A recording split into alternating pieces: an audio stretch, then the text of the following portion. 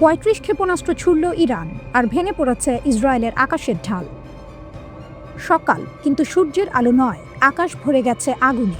Iran থেকে ছোড়া হয়েছে ৩৫টি ব্যালিস্টিক ক্ষেপণাস্ত্র সরাসরি ইসরায়েলের দিকে। কিছু থামিয়েছে ইসরায়েলের আকাশ প্রতিরক্ষা ব্যবস্থা আয়রন ডোম, কিন্তু সব না। কিছু ক্ষেপণাস্ত্র ভেদ করে ঢুকে গেছে প্রতিরক্ষার দেয়াল। আয়রন ডোম সবকিছু থামাতে পারছে না। ইসরায়েলের বহুস্তর প্রতিরক্ষা ব্যবস্থা বিশ্বের অন্যতম শক্তিশালী। ইসরায়েল ডিফেন্স ফোর্সেস এর এই সিস্টেম অনেক ক্ষেপণাস্ত্র আটকেছে। মিসাইলের টুকরো, ইন্টারসেপ্টরের ধ্বংসাবশেষ ইসরায়েলের বিভিন্ন জায়গায় পড়ে আছে। ইসরায়েলি পুলিশ বলছে অসংখ্য রিপোর্ট এসেছে। রাস্তা, খোলা জায়গা, বাড়ির পাশ সবখানেই আতঙ্ক। সরাসরি বড় শহরে আঘাত না লাগলেও আকাশ থেকে পড়া ধ্বংসাবশেষেই তৈরি করছে ভয়, বিশৃঙ্খলা। একজন ৫০ বছর বয়সী ব্যক্তি আহত ধ্বংসাবশেষের গর্তে পড়ে, আরও অনেকে আহত শেল্টারে দৌড়াতে গিয়ে। এটা শুধু যুদ্ধ না, এটা মানসিক চাপের বিস্ফোরণ। এক ঢেউ শেষ, আরেকটা আসছে। ৩৫টা ক্ষেপণাস্ত্র এটা কোনো ছোট আক্রমণ নয়, এটা একটা ওয়েভ, একটা বার্তা। যদি এইভাবে বারবার আক্রমণ আসে, তাহলে কি ইসরায়েলের প্রতিরক্ষা ভেঙে পড়বে? সাইরেন বাজছে, মানুষ দৌড়াচ্ছে। ইসরায়েল দাঁড়িয়ে আছে অনিশ্চয়তায়। ইরানের পাল্টা আঘাতের টার্গেট শুধু ইসরায়েল না, ইরান পাল্টা আঘাত করেছে উপসাগরীয় দেশগুলোতেও। টার্গেট কাতারের আল উদেদ এয়ারবেজ, কুয়েতের আল সালিম এয়ারবেজ, ইউএই এর আল ধাফরা এয়ারবেজ, বাহরাইনের একটি ঘাঁটি। এই ঘাঁটিগুলো আমেরিকার উপস্থিতির প্রতীক। ইরানের বার্তাটা পরিষ্কার, তোমরা আঘাত করলে আমরা সবাইকে ছুঁব। বিস্ফোরণ ছড়িয়ে পড়ছে মানচিত্র জুড়ে। সংযুক্ত আরব আমিরাত, আবুধাবিতে বিস্ফোরণ, একজন নিহত, বাড়ির কাঁচ কেঁপে উঠেছে। কাতার, আকাশ বন্ধ, ফ্লাইট বন্ধ। সৌদি আরব, রিয়াদে বিস্ফোরণের শব্দ। জর্ডান, 2টি ক্ষেপণাস্ত্র আকাশেই ধ্বংস। পুরো মধ্যপ্রাচ্য যেন একটা আগ্নেয়গিরি। ইরানের আইআরজিসি বলছে এটা শুধু শুরু। তারা বলছে এটা প্রথম ধাপ। ড্রোন, মিসাইল আরও আসবে। যুক্তরাষ্ট্র ইসরায়েলের সাম্প্রতিক হামলার কঠোর জবাব দিতে শুরু করেছে ইরান। তবে তেহরানের এই পাল্টা হামলার ব্যাপ্তি এবার কেবল ইসরায়েলের সীমানায় সীমাবদ্ধ থাকেনি, বরং মধ্যপ্রাচ্যের মার্কিন স্থাপনাগুলো লক্ষ্য করে একযোগে হামলা চালিয়েছে তারা। বাহরাইন, কুয়েত, কাতার ও সৌদি আরবের পাশাপাশি ইরানের বিধ্বংসী আক্রমণের শিকার হয়েছে সংযুক্ত আরব আমিরাত।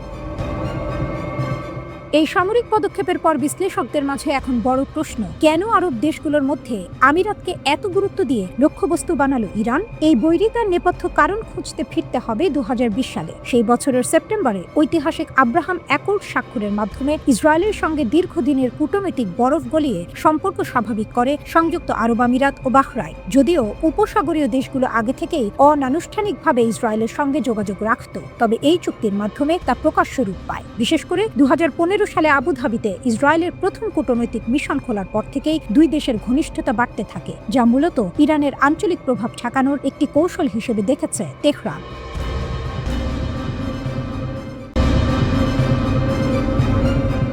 কল্পনা করুন, মাঝ সমুদ্রে ভাসছে আমেরিকার এক বিশাল রণতরী। অত্যাধুনিক রাডার, মিসাইল ডিফেন্স সিস্টেম, সবকিছু দিয়ে ঘেরা এক ভাসমান দুর্গ। কিন্তু হঠাৎ রাডারে ধরা পড়ল এমন কিছু যা শব্দের চেয়েও দ্রুত গতিতে ধেয়ে আসছে। চোখের পলক ফেলার আগে সেই দুর্গ চুরমার। মধ্যপ্রাচ্যের সেই গেম চেঞ্জার চুক্তি নিয়ে, যা আমেরিকার কপালে চিন্তার ভাঁজ ফেলে দিয়েছে। খবর আসছে ইরান চীনের কাছ থেকে কিনতে যাচ্ছে তাদের সব থেকে ভয়ঙ্কর অস্ত্র, সুপারসনিক CM-302 মিসাইল।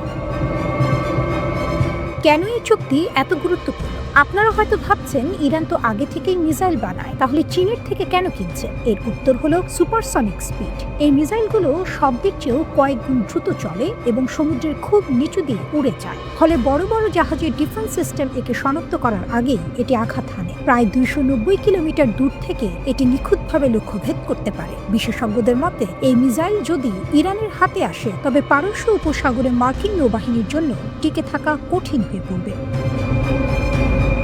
চুক্তির নেপথ্যে কি ঘটছে?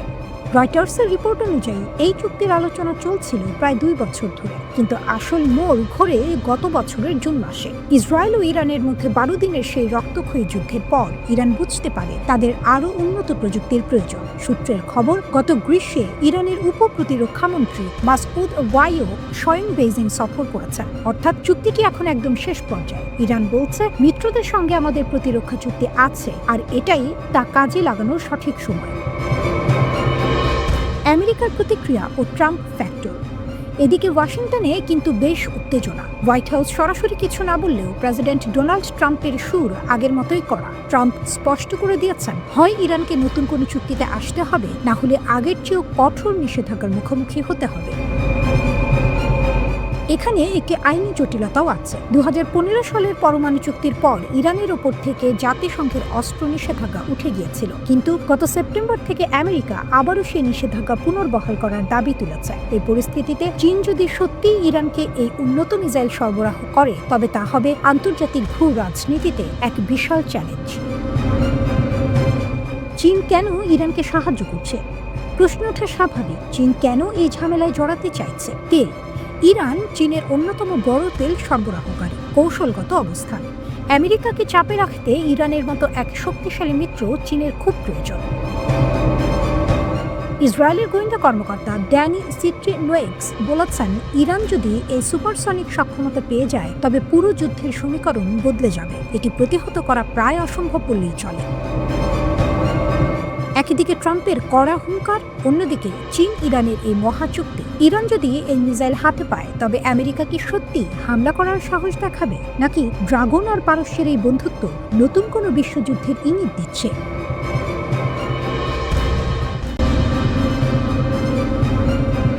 ইরানের আকাশে আরও এক গেম চেঞ্জার, নাম আরমান। ইরান দাবি করছে তাদের এই নতুন ইন্টারসেপ্টর সিস্টেম এমন এক ঢাল যা শত্রুর মিসাইল, ড্রোন, এমনকি যুদ্ধ বিমানকেও মুহূর্তে আকাশ থেকে মুছে দিতে পারে। শুনতে যেন সাইফাই সিনেমা, কিন্তু বাস্তব কি এতটাই ভয়ঙ্কর হয়ে উঠছে?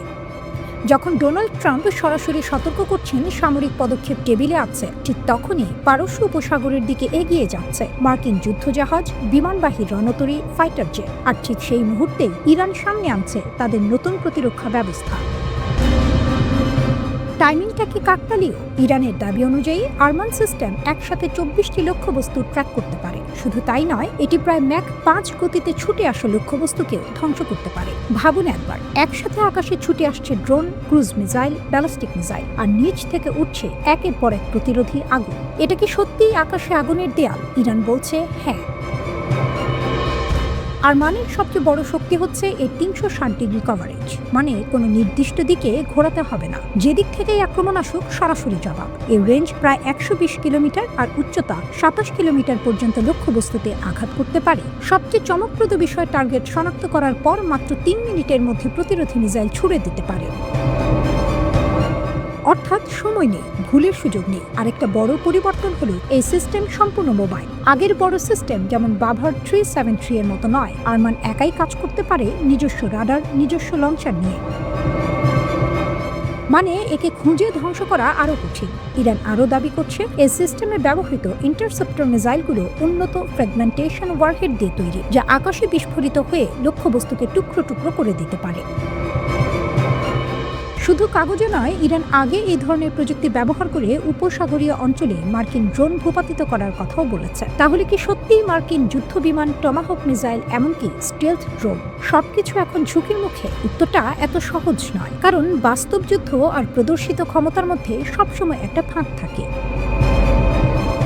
একদিকে ইরান বলছে তাদের আকাশ এখন অভেদ্য, অন্যদিকে যুক্তরাষ্ট্র চুপ করে নেই। মার্কিন বাহিনী ইতিমধ্যে মধ্যপ্রাচ্যে তাদের উপস্থিতি বাড়িয়েছে। বিমানবাহী রণতরী, বোমারু বিমান, ফাইটার জেট, রিফুয়েলিং এয়ারক্রাফট সব একসাথে মোতায়েন। একদিকে ইরানের প্রতিরক্ষা ঢাল, অন্যদিকে আমেরিকার আক্রমণাত্মক শক্তি। প্রশ্নটা তাই খুব সোজা, কিন্তু উত্তরটা জটিল। যদি সত্যিই সংঘর্ষ শুরু হয়, তাহলে কি ইরানের এই আরমান সিস্টেম আকাশকে রক্ষা করতে পারবে, নাকি আধুনিক যুদ্ধের বাস্তবতা সব দাবিকে ভেঙে দেবে?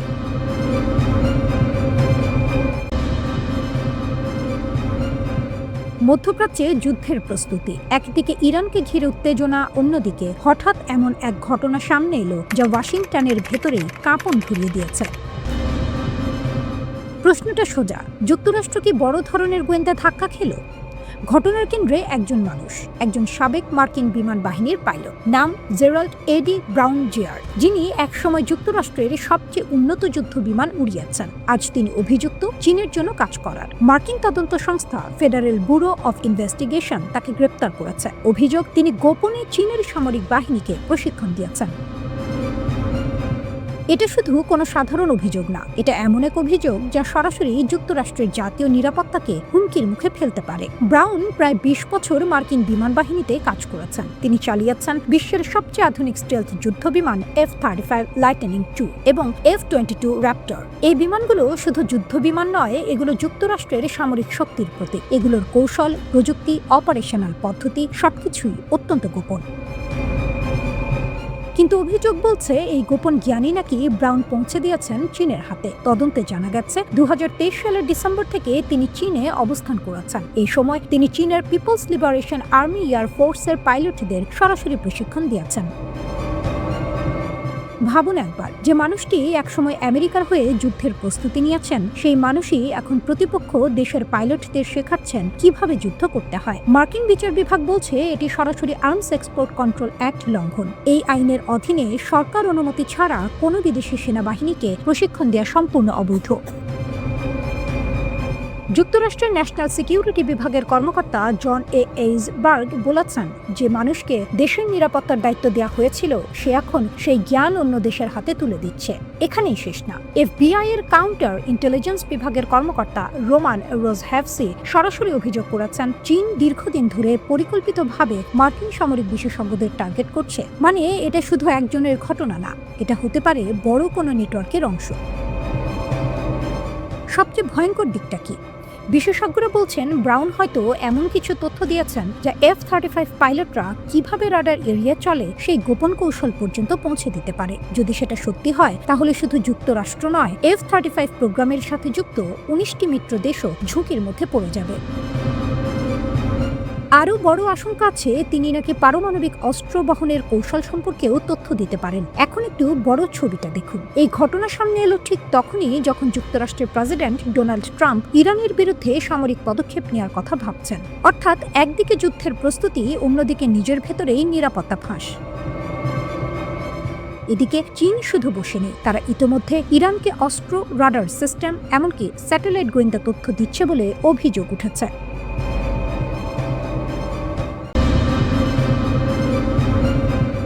মধ্যপ্রাচ্য ও ইউরোপের আকাশে এখন মনোযোগে এক বিরামহীন খেলা চলছে। বিমানের নাম, অবস্থান ও উদ্দেশ্য ঘিরে নানা জল্পনা। ইরানের বিরুদ্ধে সম্ভাব্য যুক্তরাষ্ট্রের সামরিক অভিযান নিয়ে সব দিক থেকে চাপ বাড়ছে। যুক্তরাষ্ট্রের যুদ্ধ বিমান ইউরোপ থেকে মধ্যপ্রাচ্যের দিকে। BBC ভেরিফাই এর ট্র্যাকিং তথ্য অনুযায়ী যুক্তরাষ্ট্রের কিছু সামরিক বিমান ইউরোপ থেকে পূর্ব ভূমধ্য সাগরের দিকে গতি নিচ্ছে। বিশেষ করে ইংল্যান্ডের RAF মিলটন হল বিমান ঘাঁটি থেকে কমপক্ষে 6টি KC-135 রিফুয়েলার বা জ্বালানি প্রদানকারী বিমান ছাড়তে দেখা গেছে, যা দক্ষিণ পশ্চিম দিকে ফ্রান্স ও ভূমধ্যসাগর হয়ে এগিয়ে যাচ্ছে, সম্ভবত সেখানে মোতায়েন হবার জন্য। এর পিছনে সাধারণ সামরিক মহড়া নয়, কন্টিনজেন্সি প্ল্যান বা যুদ্ধ পরিকল্পনার ইঙ্গিত থাকতে পারে বলে অনেক বিশ্লেষক মনে করছেন। কিছু রিপোর্টে দেখা গেছে ইউরোপের বিভিন্ন বিমান ঘাঁটিতে অন্যান্য জেট ও লজিস্টিক বিমানও নড়াচড়া করছে, যা ইরান নির্ভর পরিস্থিতিকে আরও জটিল করে দিয়েছে। কেন এমন ঘটছে? সামরিক প্রস্তুতি কি শুধুই ডিটারেন্স? বিশেষজ্ঞরা বলছেন মধ্যপ্রাচ্যে মার্কিন সামরিক উপস্থাপনাকে শুধু একদিনের ছোটখাটো ব্যস্ততা বলা যাবে না, এটা গভীর ও দীর্ঘমেয়াদে পরিকল্পিত উপস্থিতি। মার্কিন বাহিনী ইতিমধ্যে সামুদ্রিক রণতরী, বিমান ঘাঁটি ও ট্যাঙ্কার বিমানগুলোকে এমনভাবে সাজাচ্ছে যেন একটা স্থায়ী কার্যক্রম চালানোর সক্ষমতা রাখা যায়। এটা শুধু বল দেখানো নয়, এটা এমন অবস্থান তৈরি করা যাতে যে কোনো মুহূর্তে আক্রমণ করা ও প্রতিরোধ করার বিকল্প উভয়ই সম্ভব হয়। আরও বড় চিত্র, বিমানবাহী রণতরী থেকে থার্ড পর্যন্ত পূর্ব মধ্যপ্রাচ্যের লড়াকু ব্যবস্থার ভিত্তি এখন অনেকটাই বিভিন্ন ধাপে তৈরি। ওয়াশিংটন ইতোমধ্যেই অঞ্চলটিতে গুরুত্বপূর্ণ বিমানাধার, যুদ্ধ জাহাজ ও প্রতিরক্ষা ব্যবস্থা মোতায়েন করে চলেছে। এমন প্রেক্ষাপটে KC-135 এর মতো রিফুয়েলার বিমানগুলো খুবই গুরুত্বপূর্ণ, কারণ তারা যুদ্ধজেট ও গোল্ডলি বিমানগুলোকে বড় দূরত্বে পৌঁছতে সাহায্য করে এবং অপারেশন চালিয়ে যেতে সময় দীর্ঘ কভারেজ দেয়। এর মানে সামরিক প্রস্তুতি শুধু ছবির মতো নয়, এটি দীর্ঘ সময় ধরে চালাতে সক্ষম পরিকল্পনার অংশ। USS আব্রাহাম লিঙ্কন কোথায়? একা কেবল রিফুয়েলার বিমানই নয়, ইউএসএস আব্রাহাম লিঙ্কন বিমানবাহী রণতরী ও তার রিয়ার উইং এর অবস্থান নিয়েও নজরদারি চলছে। সন্ধানকারীরা জানিয়েছে এই বিমানবাহী রণতরী এখন ওমান উপসাগরে প্রায় 140 থেকে 240 কিলোমিটার দূরে অবস্থান করছিল, অর্থাৎ ইরানের উপকূলে সহজেই পৌঁছানোর অবস্থানে। রণতরীটির রিয়ার উইং ইরানের উপরে ফ্লাইট এরিয়া পরিচালনা, বোমা হামলা, গোয়েন্দা নজরদারি কিংবা প্রতিরোধ ক্ষমতা প্রয়োগে ব্যবহার করা যাবে। ইউরোপ থেকে সামরিক বিমানের সরাসরি গতি দেখাচ্ছে যে যুক্তরাষ্ট্র কেবল নজরদারি বা প্রশিক্ষণ নয়, বরং মিডল ইস্ট এর দিকে সরাসরি প্রস্তুতি নিচ্ছে। রিফুয়েলার বিমানের উপস্থিতি মানে দীর্ঘ সময় যুদ্ধ জেট ও বোমারু জাহাজগুলোকে সক্রিয় রাখা সহজ হবে। ইরানের মতো দেশটিকে লক্ষ্য করে এই ধরনের ব্যবস্থা তৈরির লক্ষ্য দমন নয়, এক প্রকার স্ট্রাইক কন্টিনজেন্সি বা আক্রমণের পরিকল্পনার রেডি মুড হিসেবে দেখা হচ্ছে।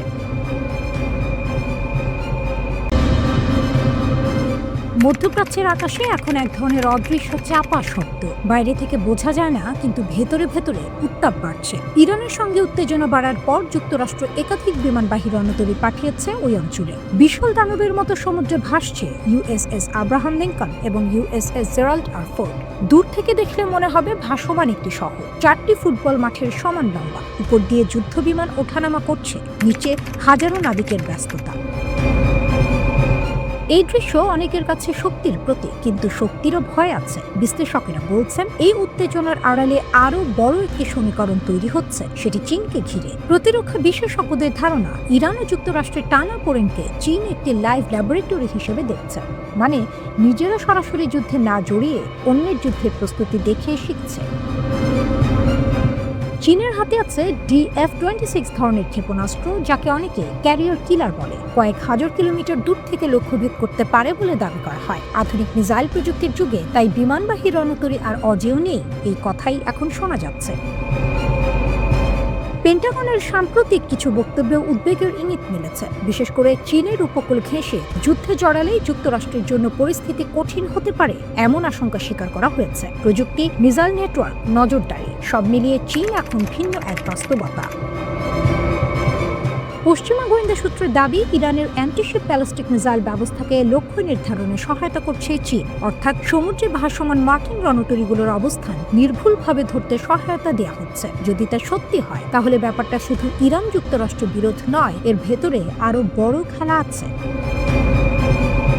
চীন বহু বছর ধরে একটি কৌশল তৈরি করেছে, যাকে অনেকে A2 বা AD বা অ্যান্টি অ্যাক্সেস কৌশল বলে। এর উদ্দেশ্য হলো নির্দিষ্ট কোনো অঞ্চল, যেমন তাইওয়ান বা দক্ষিণ চীন সাগর, সেখানে যুক্তরাষ্ট্রের নৌ ও বিমান শক্তিকে ঢুকতে না দেয়া অথবা ঢুকলেও কার্যকর হতে না দেয়া। এই কৌশলের মধ্যে আছে ইলেকট্রনিক যুদ্ধ, সাইবার আক্রমণ, স্যাটেলাইট নজরদারি, যোগাযোগ ব্যবস্থা বিঘ্নিত করা, সরাসরি মিসাইল হামলা তো আছে, অর্থাৎ শুধু আঘাত নয়, প্রতিপক্ষের চোখ কান বন্ধ করে দেয়া, এটাও পরিকল্পনার অংশ।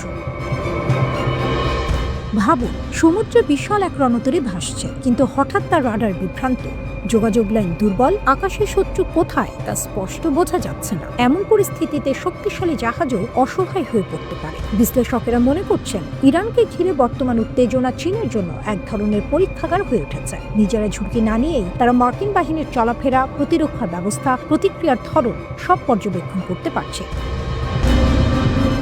ভবিষ্যতে যদি তাইওয়ানকে কেন্দ্র করে সংঘাত শুরু হয়, তখন এই অভিজ্ঞতা কাজে লাগতে পারে। পশ্চিমা বিশেষজ্ঞদের ধারণা, চীন হয়তো এখন থেকেই হিসাব কষছে কিভাবে স্যাটেলাইট, মিসাইল ও ইলেকট্রনিক ওয়ারফেয়ারের সমন্বয়ে মার্কিন রণতরীর প্রতিরক্ষা দুর্বল করা যায়। একটা বড় ঝড় আসার আগে বাতাস থমথমে হয়ে থাকে, চারদিকে অদ্ভুত নীরবতা। মানুষ বুঝতে পারে কিছু একটা ঘটতে যাচ্ছে। মধ্যপ্রাচ্যের সমুদ্রেও এখন তেমন নীরব উত্তেজনা। একদিকে ইরান ও যুক্তরাষ্ট্র, অন্যদিকে দূরে দাঁড়িয়ে চীন, নীরব হিসেবে পর্যবেক্ষক।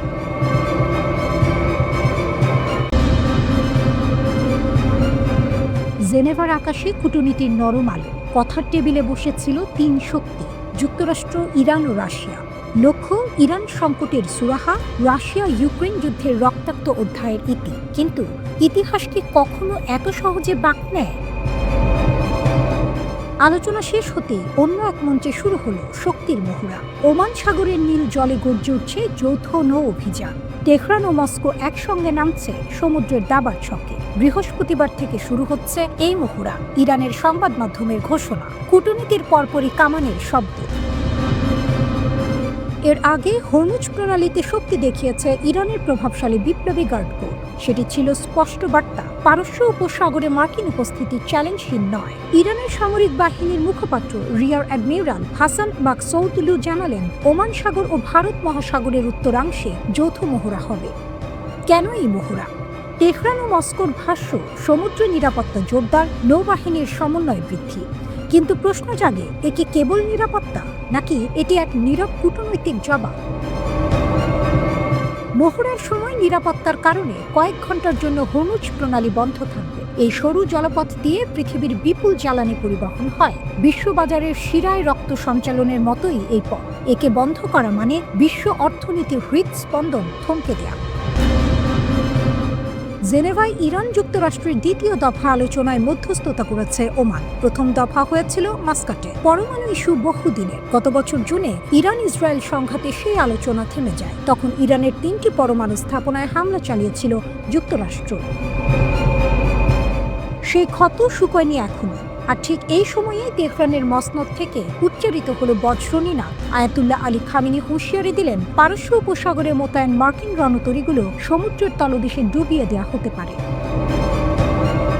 তিনি বললেন, বিশ্বের সবচেয়ে শক্তিশালী সেনাবাহিনী এমন এক চপেটাঘাত খেতে পারে যেখান থেকে আর সেরে ওঠা যাবে না। এই বক্তব্য এসেছে এমন সময় যখন মার্কিন প্রেসিডেন্ট ডোনাল্ড ট্রাম্প তার সেনাবাহিনীকে বিশ্বের সবচেয়ে শক্তিশালী বলে দাবি করেছেন। সম্প্রতি উত্তেজনা বাড়ার পর যুক্তরাষ্ট্র পারস্য উপসাগরে মোতায়েন করেছে বিমানবাহী রণতরী ইউএসএস আব্রাহাম লিঙ্কন এবং কয়েকটি ডেস্ট্রয়ার যুদ্ধজাহাজ। সমুদ্রের বুকে যেন ভাসমান দুর্গ। এই দৃশ্য যেন দুই স্রোতের সংঘর্ষ। একদিকে আলোচনার টেবিল, অন্যদিকে যুদ্ধজাহাজের ছায়া। একদিকে কূটনীতির হাসি, অন্যদিকে মহড়ার গর্জন। এই ঘটনা প্রবাহ কেবল সামরিক নয়, শক্তির মনস্তাত্ত্বিক খেলা। জেনেভার আলোচনার পরপরই যৌথ মহড়া শুরু করা মানে বিশ্বকে বার্তা দেয়া, আমরা কথা বলি কিন্তু প্রস্তুতিও রাখি। রাশিয়া ইউক্রেন যুদ্ধে পশ্চিমারা চাপে, ইরান নিষেধাজ্ঞা আর হুমকির বৃত্তে। দুই দেশের এই সমুদ্র সংলাপ আসলে ভূ রাজনীতির নতুন সমীকরণ। হরমুজ প্রণালী বিশ্ব জ্বালানির ধমনী, ওমান সাগর কৌশলগত সোপান, পারস্য উপসাগর শক্তির প্রদর্শন ক্ষেত্র। এই 3 জলের মিলন বিন্দুতে দাঁড়িয়ে এখন প্রশ্ন একটাই, জেনেভার আলোচনার কালি শুকানোর আগে কেন এই গর্জন?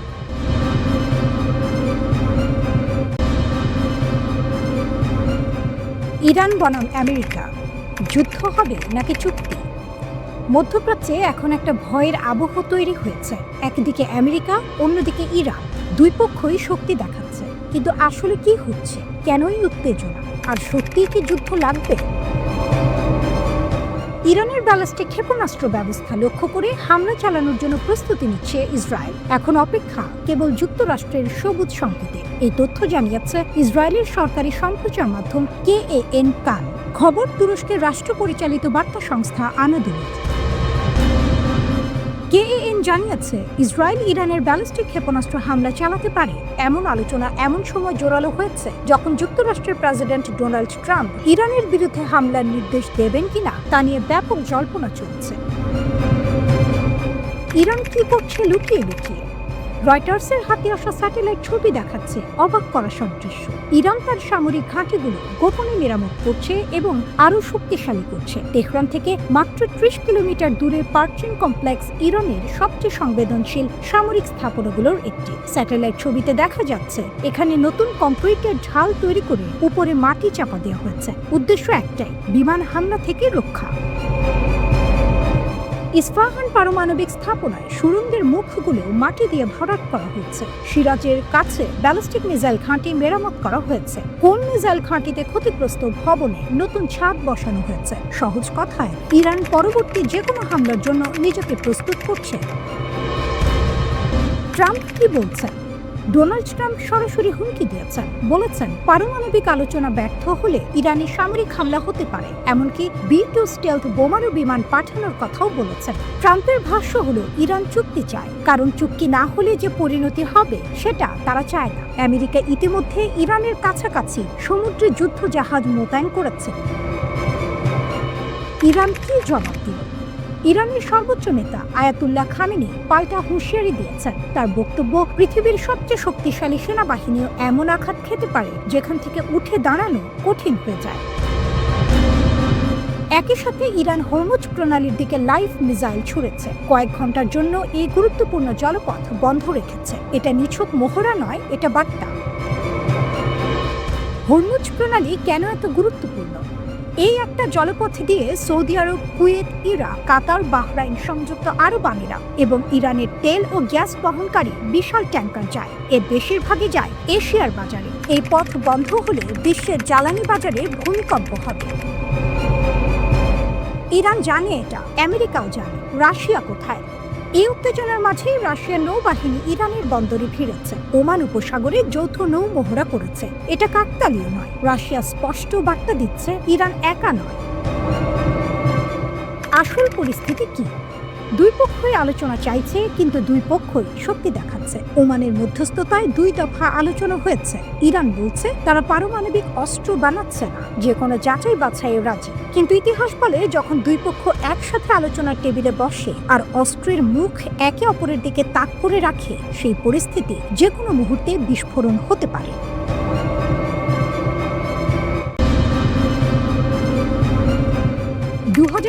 সালে দাঁড়িয়ে তৃতীয় বিশ্বযুদ্ধের একদম দোরগোড়ায়।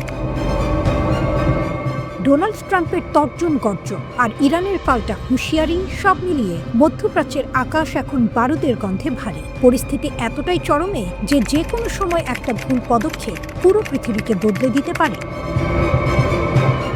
জর্ডানে যুদ্ধের মহড়া, ট্রাম্পের মাস্টার স্ট্রোক। সবচেয়ে বড় খবর আসছে জর্ডানের মুয়াক সালতি এয়ারবেস থেকে। 19 ফেব্রুয়ারির স্যাটেলাইট ইমেজ দেখে সামরিক বিশেষজ্ঞরা চমকে গেছেন। সেখানে অন্তত 18টি F-35 স্টেলথ ফাইটার জেট মোতায়েন করা হয়েছে। সাথে আছে 6টি EA-18G গ্রোলার, যা শত্রুর রাডার ব্যবস্থাকে নিমেষেই জ্যাম করে দিতে পারে। কেন এই তাড়াহুড়ো? কারণ ইরান সরাসরি হুমকি দিয়েছে যে আরবের কোনো ঘাঁটি ব্যবহার করে যদি তাদের উপর হামলা হয়, তবে সেই ঘাঁটি তারা ঘুরিয়ে দেবে। তাই আম্মান আর জর্ডানের ঘাঁটিগুলোতে এখন প্রায় 4000 মার্কিন সেনা এবং কয়েক ডজন অ্যাটাক ড্রোন 24 ঘন্টা অ্যালার্ট মোডে আছে। 2003 এর পর সবচেয়ে বড় সামরিক সমাবেশ। 2003 সালে ইরাক আক্রমণের পর আমেরিকা আর কখনো এত বড় শক্তি প্রদর্শন করেনি। গত 17 ফেব্রুয়ারি মাত্র 24 ঘন্টার ব্যবধানে মধ্যপ্রাচ্যে পাঠানো হয়েছে আরও 50টি ফাইটার জেট। আকাশে উঠছে F-22 র্যাপ্টর, F-16 এবং বিখ্যাত U-2 স্পাই প্লেন। সাগরের বুকে মোতায়েন আছে 2টি বিশাল এয়ারক্রাফট ক্যারিয়ার আর 1 ডজন যুদ্ধজাহাজ। এক্সিওস রিপোর্টের চাঞ্চল্যকর তথ্য অনুযায়ী ট্রাম্প হয়তো ইরানের ওপর হামলার সবুজ সংকেত দিয়ে দেবেন। ট্রাম্পের একজন উপদেষ্টা বলেছেন, আগামী কয়েক সপ্তাহের মধ্যে সরাসরি সামরিক অ্যাকশন বা কাইনেটিক অ্যাকশন হওয়ার সম্ভাবনা এখন 90%। আমেরিকা এবার শুধু একটা ছোটখাটো হামলা করেই থামবে না। শোনা যাচ্ছে এটি হবে কয়েক সপ্তাহব্যাপী এক বিশাল অপারেশন, যার লক্ষ্য হবে ইরানের পারমাণবিক ক্ষমতা পুরোপুরি ধূলিসাৎ করে দেওয়া। ইরানের দেয়াল পদ্ধতি। ইরানও কিন্তু হাত গুটিয়ে বসে নেই। তারা জানে B-52 বোমারু বিমান বা টমাহক মিসাইল কি করতে পারে। তাই তারা তাদের পারমাণবিক টানেলগুলোর মুখ ব্যাকফিলিং বা মাটি ও কংক্রিট দিয়ে ভরাট করে দিচ্ছে। কেন? যাতে কোনো কমান্ডো রেড বা মিসাইল সরাসরি ভেতরে ঢুকতে না পারে। তারা পুরো দেশটাকে একটা দুর্ভেদ্য দুর্গে পরিণত করার চেষ্টা করছে। থার্ড বনাম ইরানি ড্রোন। চীনা বাণিজ্যিক স্যাটেলাইট মিজিশন জর্ডানের ঘাঁটিতে আমেরিকার বিখ্যাত থার্ড মিসাইল ডিফেন্স সিস্টেম শনাক্ত করেছে। এটি এমন এক সিস্টেম যা মাঝ আকাশেই ইরানের যে কোনো ব্যালিস্টিক মিসাইলকে ধ্বংস করতে পারে। অর্থাৎ আমেরিকা শুধু মারার জন্য নয়, ইরানের পাল্টা আঘাত ঠেকানোর জন্য পুরো ঢাল তৈরি করে রেখেছে। ট্রাম্প প্রশাসন এখন আর আলোচনার টেবিলে বসে সময় নষ্ট করতে চাইছে না। অন্যদিকে ইরানের সুপ্রিম লিডার আয়াতুল্লাহ খামেনিও এক চুল ছাড় দিতে রাজি নন। ডোনাল্ড ট্রাম্পকে সত্যি হামলার বোতাম টিপে দেবেন?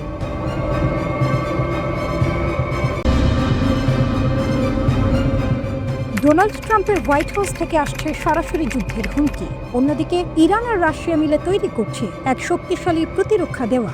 পরিস্থিতি এখন এমন পর্যায়ে যে কোনো মুহূর্তে মধ্যপ্রাচ্যে আগুনের শিখা জ্বলে উঠতে পারে। কেন ট্রাম্প হঠাৎ এত আক্রমণাত্মক হয়ে উঠছিলেন এবং ইরান রাশিয়ার এই গোপন আঘাত কেন যুক্তরাষ্ট্রের ঘুম হারাম করে দিয়েছে?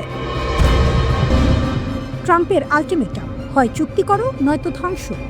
প্রেসিডেন্ট ট্রাম্প সরাসরি হুঁশিয়ারি দিয়েছেন। হোয়াইট হাউসে সাংবাদিকদের প্রশ্নের জবাবে তিনি বলেছেন, ইরানের নেতাদের সামনে এখন একটাই পথ, একটি ফেয়ার ডিল বা চুক্তিতে সই করা। ট্রাম্পের দাবি, গত কয়েক মাসে ইরানে হাজার হাজার মানুষ মারা গেছে এবং 837 জনকে ক্রেনে ঝুলিয়ে ফাঁসি দেওয়ার পরিকল্পনা ছিল সরকারের। ট্রাম্পের ভাষায়, আমি বলে দিয়েছি, একজনকে ফাঁসি দিলেও আমি সাথে সাথে ইরানে বোমা মারব।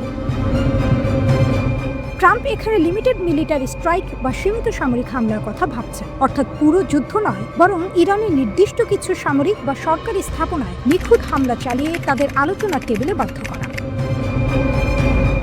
ইরান রাশিয়া টেলিফোনে যুদ্ধের ছক। ঠিক যখন ট্রাম্প হুমকি দিচ্ছেন, তখন ইরানের পররাষ্ট্রমন্ত্রী আব্বাস আরাকচি ফোন করলেন রাশিয়ার পররাষ্ট্রমন্ত্রী সার্গেই ল্যাভরভকে। এটা কি কেবল সৌজন্যমূলক আলাপ? একদমই না।